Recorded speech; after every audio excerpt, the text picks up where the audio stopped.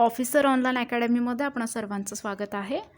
मागील प्रश्नपत्रिका जी की वनरक्षकशी संबंधित आहे त्या प्रश्नाचं विश्लेषण या व्हिडिओमध्ये पूर्ण केलं आहे। या आधीचा व्हिडिओ जर तुम्ही बघितला नसेल तर तोही तुम्ही बघून घ्या, तुम्ही डिस्क्रिप्शन बॉक्समध्ये दिला आहे। प्रश्न बघा या ठिकाणी, दिल्लीतील शक्तीस्थळ भारताच्या कोणत्या पंतप्रधानांना समर्पित केलेलं स्मारक आहे? तर बघा, प्रश्नाचे पर्याय आहेत राजीव गांधी, इंदिरा गांधी, लाल बहादूर शास्त्री, जवाहरलाल नेहरू, इंदिरा गांधी असे या ठिकाणी या प्रश्नाचं उत्तर येईल। इंदिरा गांधी हे जे होते त्यांचं शक्तीस्थळ हे जे दिल्लीमध्ये स्थित आहे तिथे समर्पित स्मारक आहे। तर बघा, इंदिरा गांधी या ज्या होत्या त्या आपल्या भारताच्या पहिल्या महिला पंतप्रधान, फर्स्ट वुमेन पंतप्रधान त्या राहिलेल्या आहेत। 1966 मध्ये देशाच्या 5व्या पंतप्रधान त्या बनलेल्या होत्या। तर हे लक्षात ठेवा, 5व्या पंतप्रधान त्या 1966 मध्ये बनलेल्या होत्या आणि त्यांची ओळख एक आयरन लेडी अशी देखील आहे। तर हे इथे लक्षात ठेवा, एक आयरन लेडी म्हणून त्यांची ओळख होती। आणि बघा, दिल्ली हे जे आहे ते राजकीयदृष्ट्या एक केंद्रशासित प्रदेश दिल्ली हा आहे। तर हे इथे लक्षात ठेवा। पुढे बघा, पुढचा प्रश्न आहे, पुढीलपैकी कोणता हरितगृह वायू नाही? पर्याय दिलेले आहेत खाली, carbon dioxide, argon, methane, ozone, argon.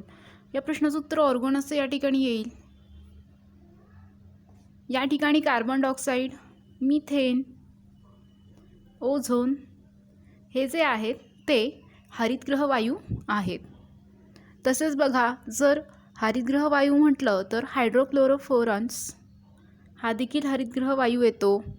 तसेच नायट्रस ऑक्साईड N2O हा देखील हरितगृह वायू होतो। यांच्यामुळे काय होत असतं, हा जो इफेक्ट आहे तो कसा निर्माण होत असतो? तर बघा, पृथ्वीच्या वातावरणामध्ये राहून अविरक्तपणे हे जे वायू असतात, आत्ता सांगितलेले वायू हे पृथ्वीच्या वातावरणामध्ये राहतात आणि अविरक्त प्रारणे जी असतात ती त्या ठिकाणी ती शोषून घेतात आणि ती परत त्या ठिकाणी परावर्तित करतात। तर या ठिकाणी सूर्यापासूनचं जो आहे ते जमिनीवर पृथ्वीवरती परावर्तित होत असतात आणि हे जे वायू आहेत ते हरितगृह परिणाम जो आहे तो पृथ्वीवर करत असतात। तर इथे लक्षात ठेवा, ऑर्गॉन या ठिकाणी याचं उत्तर येत आहे। पुढे बघा, पुढचा प्रश्न आहे, भारतातील सर्वोच्च वीरता पुरस्कार कोणता? पर्याय बघा, परमवीर चक्र, महावीर चक्र, अशोक चक्र, शौर्य चक्र। परमवीर चक्र असं या ठिकाणी याचं उत्तर येतं आहे। तर बघा, परमवीर चक्र हे जे आहे ते लष्करातील जे अधिकारी आणि कर्मचारी असतात त्यांना शत्रू जेव्हा आक्रमण करतात शत्रूच्या उपस्थितीमध्ये, ते त्यांची जी एक उच्च प्रतीची शौर्य तिथे त्या ठिकाणी दाखवतात, एक त्याग त्या ठिकाणी दाखवला जातो, एक शौर्य प्रदान दाखवलं जातं तिथे। अशा व्यक्तींना हा जो पुरस्कार आहे तो प्रदान केला जातो। हा जो सन्मान आहे तो एक सर्वोच्च सन्मान आहे आणि भारतरत्न हा आपल्या भारतामध्ये सर्वोच्च असा सन्मान मानला जातो। भारतरत्नानंतर दुसऱ्या क्रमांकावर जो एक प्रतिष्ठित मानला जाणारा जो पुरस्कार आहे तो परमवीर चक्र या ठिकाणी मानलं जातं। तसेच बघा, महावीर चक्र, अशोक चक्र, शौर्य चक्र हेही आपल्याला पर्यायामध्ये दिलेले आहेत। तर हे देखील वीरता पुरस्कार आहेत। तर हेही तुम्हाला इथे लक्षात ठेवायचे आहेत। पुढे बघा, खालीलपैकी कोणता आणि कोणती नटी ही मराठी चित्रपट किंवा TV नटी नव्हती? पर्याय बघा, सदाशिव अमरापूरकर, रमेश भाटकर, संस्कृती बालगुडे, मल्लिका साराभाई शाह। तर बघा, या ठिकाणी जर आपण पर्यायात बघितलं तर सदाशिव अमरापूरकर, रमेश भाटकर, संस्कृती बालगुडे हे जे आहेत ते चित्रपटमधली ॲक्ट्रेस आहेत, अभिनेता आहेत आणि अभिनेत्री आहे संस्कृती। आणि जर पर्याय डीमध्ये बघितलं तर मल्लिका शाह हे जे आहेत त्या अभिनेत्री नसून त्या एक प्रसिद्ध कुचिपुडी, भरतनाट्यम आणि नर्तकी आहेत। तर हे इथे तुम्हाला लक्षात ठेवायचं आहे। पुढे बघा, खालीलपैकी कोणते शहर हे महाराष्ट्रामध्ये येतं? पर्याय बघा, इचलकरंजी, जुनागड, गोंडल, वेरावळ। या प्रश्नाचं उत्तर इचलकरंजी असं या ठिकाणी येईल।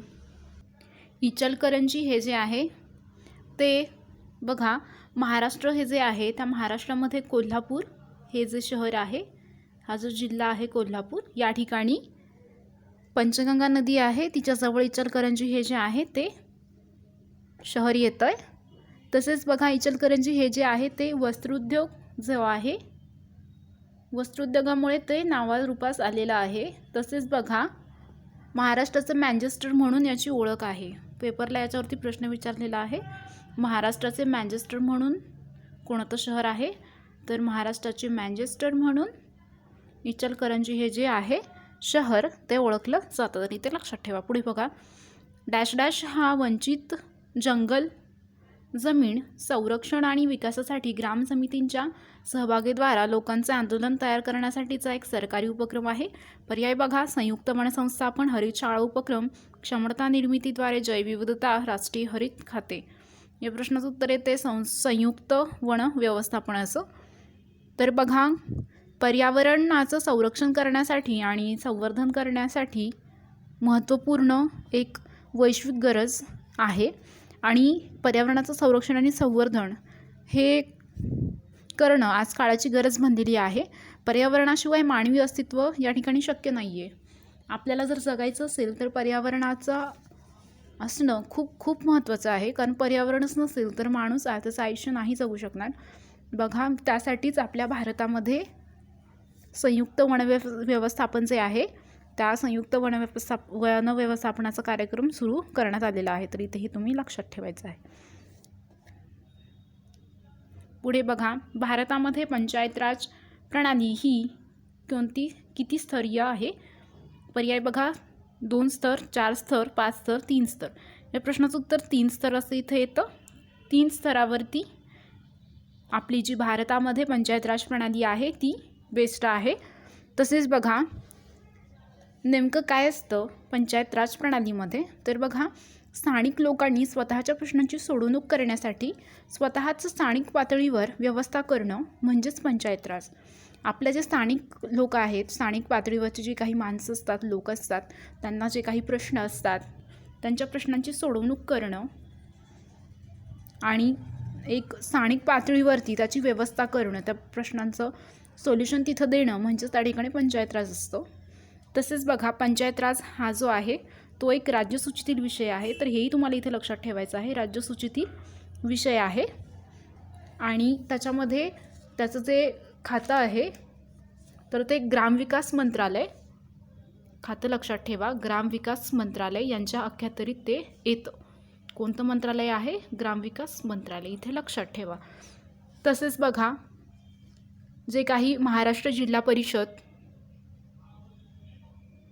म्हणजे ZP आणि पंचायत समिती जी आहे त्याचा जो अधिनियम आहे आणि तो जो अधिनियम आहे 1961 त्याच्यानुसार राज्यामध्ये 1 मे तारीख तुम्हाला इथे लक्षात ठेवायची आहे. ती तारीख आहे 1 मे 1962 रोजी जिल्हा परिषद आणि पंचायत समित्या या अस्तित्वात आलेल्या आहेत. तर इथे लक्षात ठेवा 1 मे 1962 याच्यामध्ये जिल्हा परिषद आणि पंचायत समिती या अस्तित्वात आलेल्या आहेत. तर इथे लक्षात ठेवा. पुढे बघा भारताच्या राष्ट्रपतीद्वारा राज्यसभेमध्ये किती सदस्य नामांकित केले जाऊ शकतात? पर्याय बघा 12 सदस्य, 10 सदस्य, 11 सदस्य, 13 सदस्य. या प्रश्नाचं उत्तर 12 सदस्य असं या ठिकाणी येतं. 12 सदस्य जे आहेत ते राष्ट्रपतीद्वारे राज्यसभेमध्ये त्या ठिकाणी नामांकित केले जातात. तर बघा राज्यसभा जर म्हटलं तर राज्यसभा हे जे आहे ते संसदेमध्ये एक वरिष्ठ सभागृह म्हणून ओळखलं जातं. इथं लक्षात ठेवा वरिष्ठ सभागृह. पेपरला विचारलं जातं की राज्यसभा हे कोणतं सभागृह आहे, ते आहे वरिष्ठ सभागृह.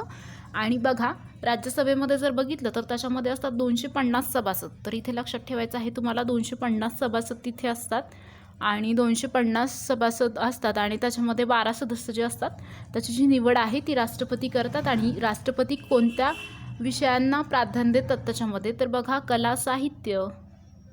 इथे लक्षात ठेवा हेही विचारलं जातं की कोणत्या विषयांची घेतली जातात व्यक्ती सदस्य त्या ठिकाणी कोणत्या विषयामध्ये. बघा कला साहित्य, विज्ञान आणि समाजसेवा हे जे विषय आहेत तर यामधून व्यक्तीची निवड त्या ठिकाणी केली जाते. आणि इतर जे 238 सभासद आहेत जे की उरलेले आहेत 250 पैकी त्यांची जी नेमणूक असते तर सभासदांची ती राज्य आणि केंद्रशासित प्रदेश विधिमंडळ जे असतं ते त्या ठिकाणी त्यांची नेमणूक करतं. तर इथे लक्षात ठेवा.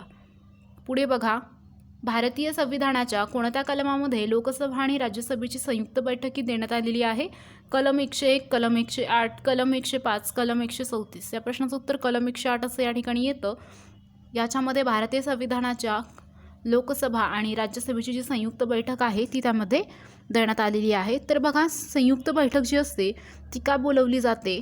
जेव्हा लोकसभेनं मंजूर केलेलं एक विधेयक असतं, सर्वसाधारण विधेयक, ते राज्यसभा जेव्हा मंजूर करत नाही आणि तेव्हा संयुक्त बैठकीद्वारे ते मंजूर केलं जातं, म्हणून त्या ठिकाणी संयुक्त जी बैठक आहे ती तेव्हा बोलवली जात असते. तसेच बघा, संसदेनं संयुक्त अधिवेशन बोलण्याची तरतूद जी आहे ती घटनेमध्ये कलम 108 मध्ये केलेली आहे. कलम 108, लोकसभा आणि राज्यसभेची संयुक्त बैठक. पुढे बघा, जगातील सर्वात मोठी प्रवाळ भित्तिका ही कोणत्या देशामध्ये आढळती आहे? Bharat, Australia, USA, Ireland. या प्रश्नाचं उत्तर ऑस्ट्रेलिया असं इथे येईल. तर बघा, प्रवाळ भित्तिका ज्या असतात त्या बेटास धरून वाढत असतात. बेटं जी असतात त्या बेटास धरून ती वाढत असतात. आणि सर्व ज्या प्रवाळ भित्तिका असतात त्या सर्वसामान्य असतात. इथं लक्षात ठेवा, ऑस्ट्रेलियामध्ये सर्वात मोठी प्रवाळ भित्तिका आहे. वनरक्षक भरतीची तयारी करणारी जी काही मुलं आहेत त्यांच्यासाठी आम्ही घेऊन आलो आहोत टेस्ट सिरीज, वनरक्षक ऑनलाईन टेस्ट सिरीज. ही सिरीज तुम्हाला OOAcademy हे जे ॲप आहे त्याच्यामधून मिळून जाईल. हे ॲप तुम्हाला प्ले स्टोअरवरती जाऊन डाउनलोड करून घ्यायचं आहे, किंवा या ठिकाणी तुम्हाला इथे कोड दिसतोय तो तुम्हाला तिथे स्कॅन करायचा आहे आणि ते जे ॲप आहे ते तिथे तुम्हाला डाउनलोड करायचं आहे. वनरक्षक ऑनलाईन टेस्ट सिरीज जी आहे ती तुम्हाला त्या ॲपमध्ये सोडवता येईल. ह्या टेस्ट सिरीजची वैशिष्ट्ये काय आहेत ते बघा. या टेस्टमध्ये ॲप सोडवायची आहे तुम्हाला. याच्यामध्ये काय आहे तर ऑनलाईन एक्झामप्रमाणे टेस्टच त्या ठिकाणी उपलब्ध असतील आणि तुम्हाला त्याचं जे काही प्रश्नपत्रिका आहेत OMR शीटमध्ये PDF स्वरूपामध्ये अवेलेबल करून दिल्या जातील. प्रत्येक एक्झाम्ससाठी एक टेस्ट पॅनल उपलब्ध करून दिलं जाईल. तसेच प्रत्येक जी उत्तरपत्रिका आहे तिच्यामध्ये विश्लेषण पण त्या ठिकाणी तुम्हाला मिळून जाईल. आणि वर्षभर ही जी प्रश्नपत्रिका आहेत तर तुम्हाला ऑनलाईन टेस्ट वर्षभर त्या ठिकाणी अवेलेबल असतील, उपलब्ध असतील. तुम्ही कितीही वेळा ऑनलाईन या टेस्ट त्या ठिकाणी सोडवू शकता. अशी या प्रकारे या टेस्टची ही वैशिष्ट्ये आहेत. बघा, आत्ताच तुम्ही बघत असाल UPSCची एक्झाम झालेली आहे. MPSCची एक्झामचे हॉल तिकीट्स आलेले आहेत. राज्यसेवेचा पेपर आता होणार आहे. त्याचबरोबर MPSCच्या ज्या पण काही परीक्षा आहेत, कंबाईनची पण परीक्षा आहे ती देखील होणार आहे. तर परीक्षा या 3 महिने 2 महिने मागे पुढे असं झालं, पण एक्झाम मात्र घेण्यात आलेले आहेत. तर ही तुमची जी परीक्षा आहे तिची पण ॲडव्हर्टाईज यावर्षी येईल आणि तुमचा परीक्षा देखील या ठिकाणी होऊन जाईल. कोरोना असल्यामुळं प्रशासकीय अडचणी येत आहेत. सरकारला प्रत्येक गोष्टीमध्ये अडचणींचा सामना करावा लागतो आहे. त्याच्यामुळे कमी जास्त कालावधी जरी झाला तरी तुमच्या पेपरची ॲड पण येईल आणि तुमचे पेपर देखील त्या ठिकाणी होतील. कदाचित कालावधी हा 2 महिने 3 महिने असा असू शकतो, पण तुमचा पेपर आणि तुमची जी काही ॲडव्हर्टाईज आहे ती नक्कीच या ठिकाणी येईल. तर मुलांनी निगेटिव्ह असा विचार करू नये की पेपर होणारच नाही आणि आता व्हॅकन्सीजच नाही येणार. असा निगेटिव्ह विचार करून तुम्ही तुमचा त्याचा अभ्यासावर त्याचा परिणाम होऊ देऊ नका. ज्या मुलांचा अभ्यास झालेला आहे किंवा ज्या मुलांना असं वाटतं की मला सराव पण करायचा आहे, अशा मुलांनी ऑनलाईन ज्या टेस्ट आहेत हे ॲप डाउनलोड करून त्या ठिकाणी सोडवायचे आहेत. या टेस्टचे पॅकेज जे आहेत ते मी तुम्हाला या ठिकाणी सांगते. तर बघा, टेस्ट सिरीजमध्ये पहिलं जे पॅकेज आहे ते 150 रुपयाचं आहे आणि त्याच्यामध्ये 12 टेस्ट आणि 8 फुल टेस्ट असतील. 4 विषयानुसार टेस्ट त्या ठिकाणी तुम्हाला मिळतील. तसेच बघा, 250 रुपयाला तुम्हाला 25 टेस्ट देण्यात येत आहेत. त्याच्यामध्ये 17 फुल टेस्ट आहेत आणि 8 विषयानुसार त्या ठिकाणी तुम्हाला टेस्ट भेटणार आहेत. बघा, 250 रुपयामध्ये तुम्हाला 25 टेस्ट भेटतात. प्रत्येक टेस्ट तुम्हाला फक्त तिथं 10 रुपयाला मिळणार आहे. तर बघा, प्रत्येक टेस्ट जर तुम्हाला तिथं 10 रुपयाला भेटत असेल तर अतिशय माफक दरामध्ये आम्ही हे टेस्ट उपलब्ध करून दिला आहे, जेणेकरून ग्रामीण भागातील मुलं देखील या ठिकाणी त्या जी टेस्ट आहे ती त्या ठिकाणी सोडवतील. पुढचं पॅकेज बघा, 300 रुपयाचं आहे आणि त्याच्यामध्ये 50 टेस्ट, 28 फुल टेस्ट आणि 12 विषयानुसार टेस्ट मी तिथे दिलेले आहेत. 500 रुपयामध्ये 100 टेस्ट तुम्हाला मिळतील आणि याच्यामध्ये 80 फुल टेस्ट आहेत आणि 20 विषयानुसारचा टेस्ट तिथे आहेत. जे 100 टेस्ट विकत घेणार आहेत त्यांना ई-बुक देण्यात येणार आहे रीडसाठी. तर बघा, अतिशय माफक दरामध्ये आम्ही या टेस्ट मुलांसाठी उपलब्ध करून दिलेले आहेत. ज्यांना कुणाला या टेस्ट घ्यायच्या असतील त्यांनी Google Pay किंवा फोनपे पेमेंट सिस्टीममध्ये जाऊन त्या ठिकाणी पे करून त्या टेस्ट विकत घ्यायच्यात. सर्वात आधी तुम्हाला OOA अकॅडमी हा जो ॲप आहे तर डाउनलोड करा, किंवा इथे मी स्कॅन करायचा आहे तो कोड, त्याच्यावरूनही तुम्ही तिथे डाउनलोड करून घेऊ शकताय. तुम्हाला जर अधिक माहिती हवी असेल तर त्यासाठी ठिकाणी हे नंबर तुम्ही नोट डाऊन करून घ्या. या नंबरवरती संपर्क करून तुम्ही तुमच्या अडचणी आम्हाला सांगू शकता. आम्ही तुमच्या शंकांचं निरसन त्या ठिकाणी करू. मनामध्ये असं निगेटिव्ह विचार आणू नका की ॲडव्हर्टाईज येणार नाही आणि नाही येणार, असं नाही तसं नाही. तुम्ही बघत असाल की स्पर्धा खूप आहे. तुम्ही आत्तापासून जरी अभ्यास केला, पेपर 3 महिन्यांनी होऊ द्या, नाहीतर 4 महिन्यांनी किंवा 6 महिन्यानंतर, स्पर्धा ही तितकीच असणार आहे. इनफॅक्ट स्पर्धा जी आहे ती नंतर पुढच्या वर्षी देखील, किंवा एक्झाम एंडिंगला या वर्षाच्या एंडिंगला अजून एक्झाम वाढणार आहे. तर स्पर्धेमध्ये जी काही स्पर्धा आहे ती तर वाढतच जाणार आहे ना. मग तीच मुलं यात पास होतील ज्यांचा सराव सर्वात जास्त असेल, आणि जी मुलं त्या परीक्षेसाठी पात्र असतील तीच मुलं त्यामध्ये सिलेक्ट होतील.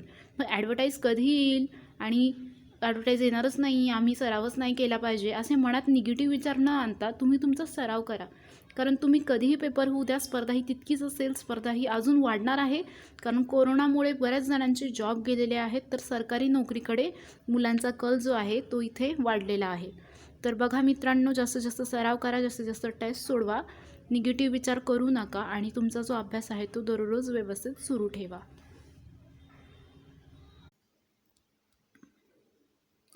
कोणतीही परीक्षा पास करण्याकरता आपला सराव हा जो आहे तो अतिशय महत्त्वाचा आपल्याला त्या ठिकाणी असतो.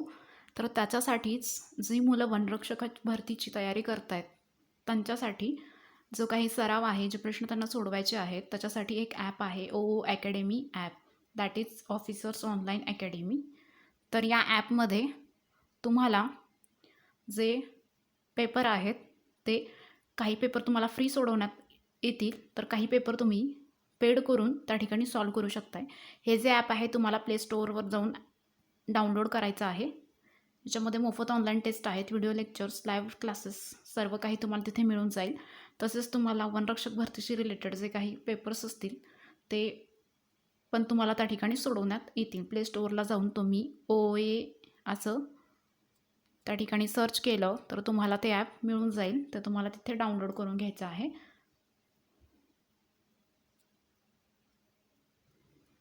तसेच बघा, हे जे ॲप आहे त्या ॲपमध्ये टेस्ट ज्या आहेत त्या वनरक्षक भरतीच्या ऑनलाईन टेस्ट सिरीज त्या ठिकाणी दिलेल्या आहेत, आणि काही टेस्ट फ्री आहेत आणि काही पेड अशा टेस्ट आहेत. जर तुम्हाला 25 टेस्ट त्या ठिकाणी घ्यायच्या असतील, त्या प्रत्येक टेस्टमध्ये 100 प्रश्न त्या ठिकाणी असतील, तर ती जी टेस्ट आहे ती 250 रुपयाला त्या ठिकाणी तुम्हाला भेटून जाईल. 25 टेस्ट या 250 रुपयाला म्हणजे 250 रुपयाला मिळणार आहेत. म्हणजे प्रत्येकी जर एक टेस्ट बघितली तर तुम्हाला एक टेस्ट ही 10 रुपयाला त्या ठिकाणी भेटणार आहे. तर खूप कमी आणि खूप स्वस्त आणि माफक दरामध्ये आम्ही ह्या टेस्ट ठेवलेल्या आहेत. तुम्ही जर त्या टेस्ट घेतल्या आणि जर त्या सोडवल्या तर तुमचा जो अभ्यास आहे तो त्या ठिकाणी कंप्लीट होईल. जेवढा जास्त तुम्ही सराव कराल तेवढे जास्त मार्क्स तुम्हाला त्या ठिकाणी भेटतील. तर ज्यांना कुणाला त्यांचा अभ्यास जो आहे तो कितपत झाला आहे किंवा सराव जास्तीत जास्त करायचा आहे, अशा मुलांनी ही जी टेस्ट आहे ते विकत घ्या आणि जास्तीत जास्त त्या टेस्टचा त्या ठिकाणी सराव करा. आणि हे जे त्या ठिकाणी जे प्रश्न आहेत त्याचं विश्लेषण पण तुम्हाला तिथंच दिलं गेलं आहे. विश्लेषण दिल्यामुळं काय होईल की जेव्हा एखादा नवीन प्रश्न तयार होत असतो किंवा एखाद्या वेळेस रिलेटेड क्वेश्चन्स तिथे येतो, तेव्हा आपलं जे आन्सर आहे ते आपल्याला त्या ठिकाणी लगेच क्लिक करता येतं. म्हणून आम्ही त्या ठिकाणी विश्लेषण देखील तिथं दिलेलं आहे, आणि त्याची PDF फाईल पण आम्ही त्या ठिकाणी तुम्हाला दिलेली आहे. जर तुम्हाला टेस्टच्या ॲपबद्दल किंवा टेस्टबद्दल काही मनात शंका असतील तर त्या विचारण्यासाठी आम्ही खाली संपर्क क्रमांक पण दिलेला आहे, तर तो तुम्ही त्या ठिकाणी नोट डाऊन करून घ्या. 9403 57 28 14. तर या नंबरवरती तुम्ही संपर्क साधून तुमच्या जर काही शंका असतील तर त्या ठिकाणी विचारू शकता. तुमच्या शंकांचं निरसन त्या ठिकाणी केलं जाईल. तर जास्तीत जास्त मुलांनी टेस्ट विकत घ्या आणि तुमचा जो अभ्यास आहे, जो सराव आहे तो त्या ठिकाणी कंप्लीट करून घ्या.